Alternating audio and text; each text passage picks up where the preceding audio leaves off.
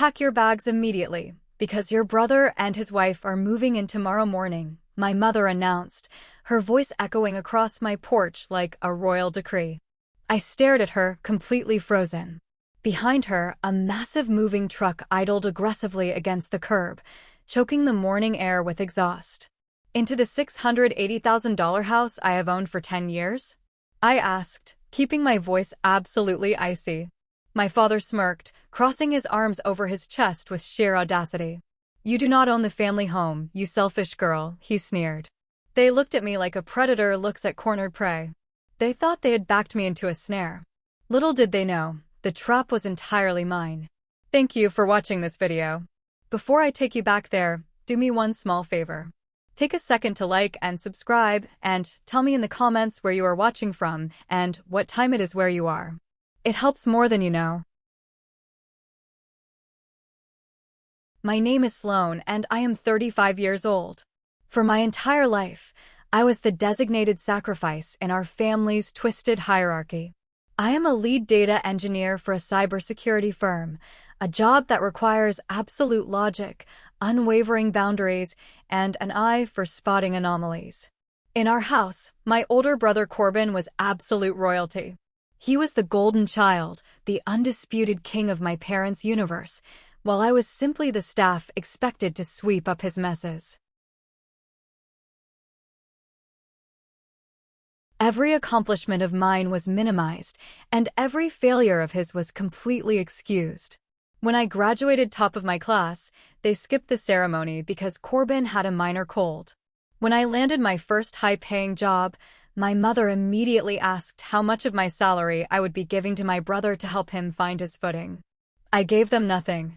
I moved to Austin, Texas, worked staggering hours, and built an entirely independent life. 10 years ago, at the age of 25, I bought a beautiful, historic home in a quiet neighborhood. I saved $85,000 for the down payment using my own blood, sweat, and tears. My parents never contributed a single dime to my success, yet they firmly believed they owned a share in my empire. Corbin, on the other hand, spent his 20s and 30s bouncing between entry-level logistics jobs, constantly complaining that the world was unfair to him. He married a woman named Delaney, who possessed an immense sense of entitlement and a deep allergy to actual labor. They lived in a cramped, miserable apartment, surviving on Corbin's meager salary and my parents' constant financial bailouts. My parents drained their retirement savings to keep their golden child comfortable. I watched it happen from afar, maintaining an icy distance. They thought I was just a quiet, obedient daughter who would eventually bow to their demands. Little did they know, my silence was not submission. It was preparation. The sheer audacity of that Tuesday morning still leaves me utterly astounded. I was standing in my foyer, holding my morning coffee, when my family decided to ambush my peaceful life. Don't make this difficult, Sloane, my father barked, stepping toward my door. Corbin and Delaney need this house. They have a baby on the way. Corbin stood behind my father, a smug, arrogant grin plastered across his face. You live here alone, Sloane. It is completely selfish, Corbin spat. Delaney rubbed her slightly swollen belly, attempting to summon fake tears.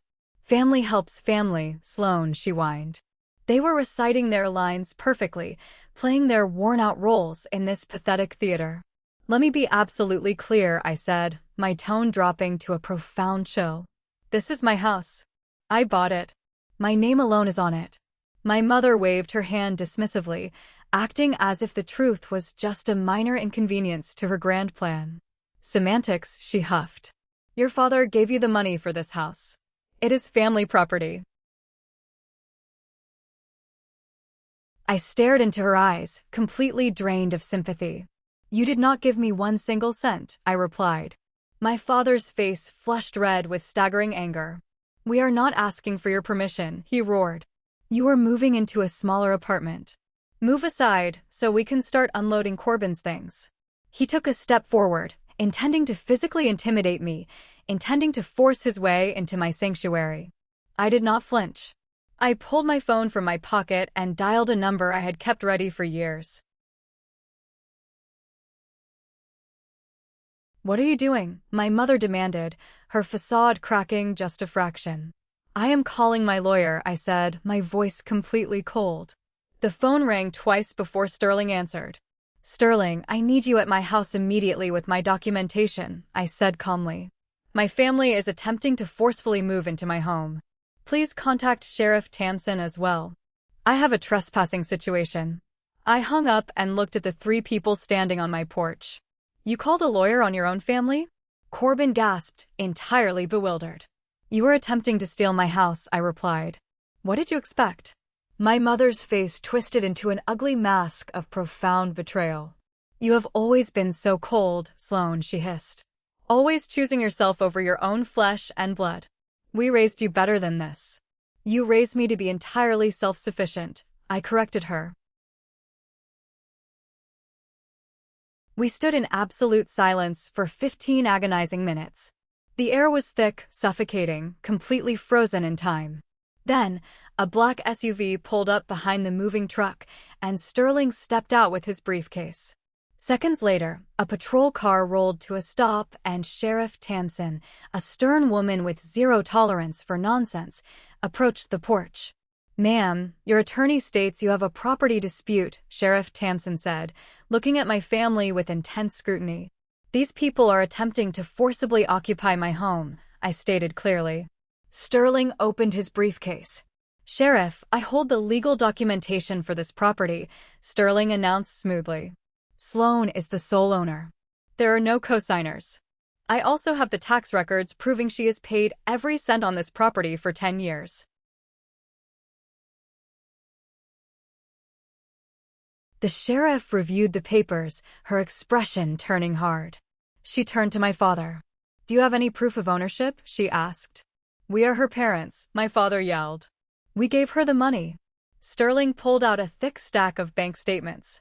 "I have every financial record from the year of purchase," Sterling said. "Every deposit came directly from her employer. There are absolutely no transfers from these individuals." My mother's face drained of color entirely. The royal empire they thought they controlled was completely shattering.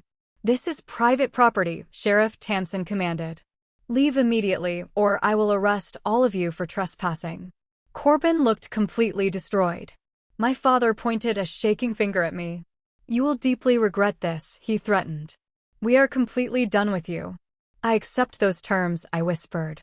They drove away in their massive moving truck, humiliated and furious. But a predator does not simply walk away from a trap. Little did they know, their true nightmare was just beginning. For the next 2 weeks, the harassment was absolutely relentless. My phone rang day and night. Aunts, uncles, and cousins bombarded me with utterly horrific messages, calling me a monster, a traitor, and a ruthless villain. Corbin launched a massive smear campaign on Facebook, painting himself as a desperate, loving father-to-be, and me as a wealthy, heartless villain who threw her pregnant sister-in-law out onto the street. The post was shared hundreds of times. Instead of arguing in the comments, I remained completely silent. I took screenshots. I sent them directly to Sterling, who immediately drafted a severe cease and desist letter for defamation. When the letter arrived at Corbin's apartment, my mother called me, screaming so loudly the audio distorted. "You sent your own brother a legal threat," she shrieked. "He publicly lied to damage my reputation," I answered coldly.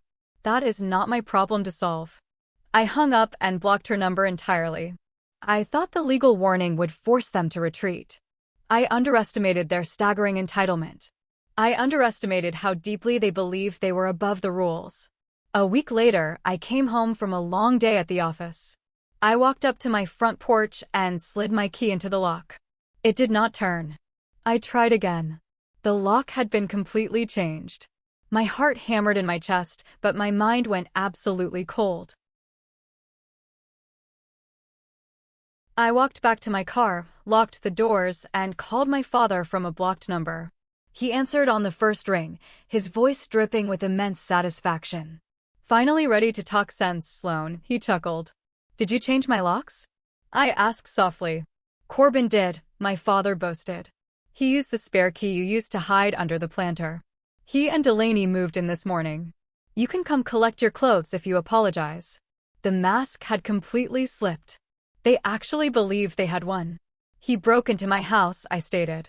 It is not a break-in, it is the family home, my father yelled. I ended the call. I did not call Sterling this time.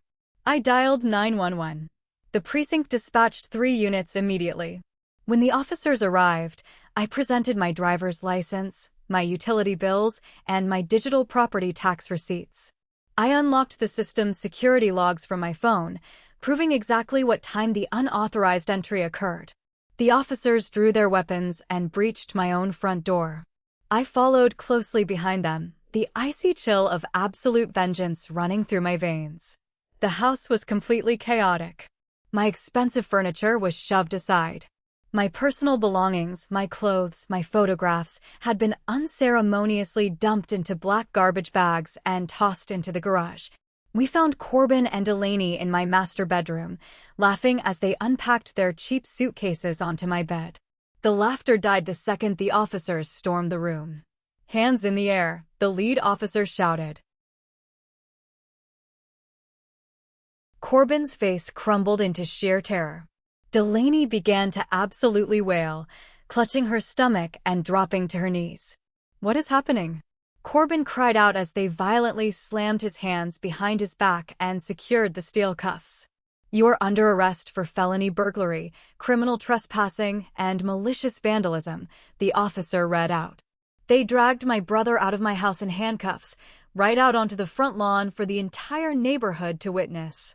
My parents, whom Corbin had frantically texted, pulled up to the curb just in time to see their golden boy being shoved into the back of a squad car.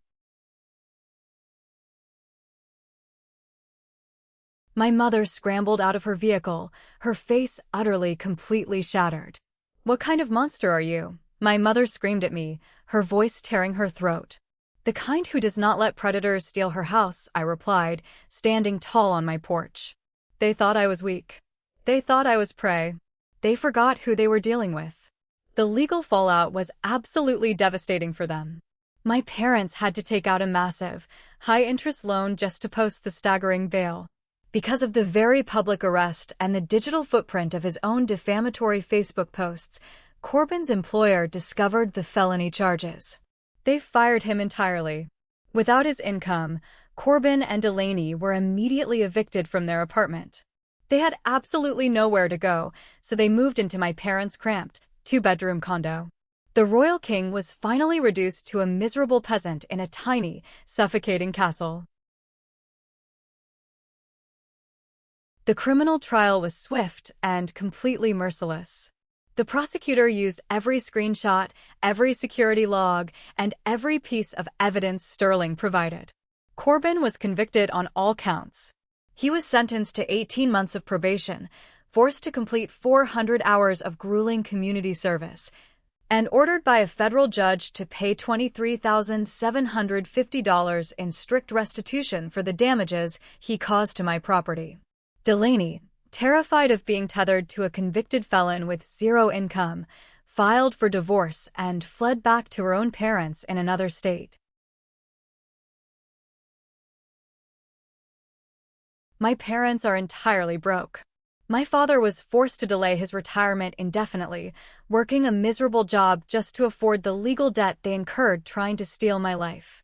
2 years later, I sit on the porch of my beautifully renovated, $680,000 home. The air is quiet. The peace is profound. I have immense career success, a growing bank account, and absolute, unbroken silence from the people who tried to destroy me. I possess a freedom that no amount of their fake family loyalty could ever buy. Choosing yourself over toxic family members is the hardest, yet most necessary thing you can ever do. Have you ever had to set a hard boundary with your own family? Tell me your story in the comments. And if this resonated with you, please hit that like button, subscribe to the channel, and share this with someone who might need to hear it. Stay strong, and I will see you in the next story.